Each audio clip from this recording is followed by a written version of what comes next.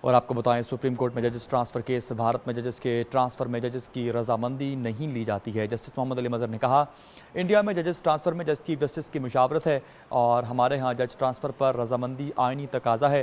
Justice محمد علی مظہر نے مزید کہا کہ انڈیا میں ہائی کورٹس ججز کی سینیورٹی لسٹ ایک ہی ہے۔ جسٹس شکیل احمد حامد خان نے کہا کہ آپ کا وقت ختم ہو چکا، آپ کے بعد فیصل صدیقی دلائل دیں گے، جبکہ آپ کے مطابق ٹرانسفر شدہ ججز کی سینیورٹی کس نے طے کرنی تھی؟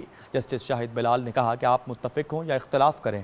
چیف جسٹس اسلام آباد ہائی کورٹ نے ڈپارٹمنٹل ریپرزنٹیشن پر فیصلہ دیا تھا۔ جسٹس محمد علی مظہر نے کہا کہ ٹرانسفر پر کسی جج کی سینیورٹی متاثر نہیں ہوتی ہے۔ جسٹس محمد علی مظہر کی سربراہی میں 5 رکنی آئینی بینچ سماعت کر رہا۔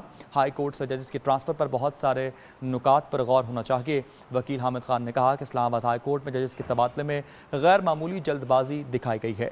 ججز کے ٹرانسفر پر چیف جسٹس پاکستان کو ہائی کورٹس کے چیف جسٹس کے ساتھ مشاورت کرنی چاہیے تھی۔ تبادلے کے لیے ججز کے نام کا انتخاب میرٹ پر ہونا چاہیے، جبکہ وکیل حامد خان نے کہا کہ ججز ٹرانسفر کے لیے ناموں کے انتخاب کا اختیار ایگزیکٹو کو نہیں دے سکتے۔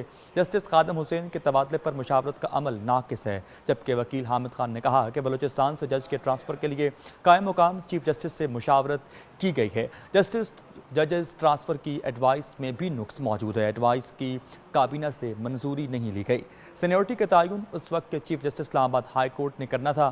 چیف جسٹس اسلام آباد ہائی کورٹ نے اس معاملے پر ایگزیکٹو کا ساتھ دیا۔ آئین کے آرٹیکل 491 کے تحت ٹرانسفر شدہ ججز کو آفس سنبھالنے سے قبل حلف لینا تھا۔ ایک ہائی کورٹ سے دوسری ہائی کورٹ ججز کے ٹرانسفر کی کچھ شرائط ہوتی ہیں۔ وکیل حامد خان نے کہا کہ چیف جسٹس آف پاکستان کے پاس اس حوالے سے لامحدود اختیارات نہیں۔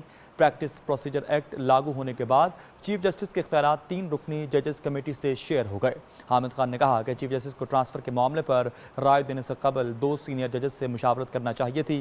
ہائی کورٹ سے ججز کے ٹرانسفر پر بہت سارے نکات پر غور ہونا چاہیے۔ وہاں پر موجود الجہاد ٹرسٹ کیس میں سپریم کورٹ نے سینیورٹی کا اصول طے کیا تھا۔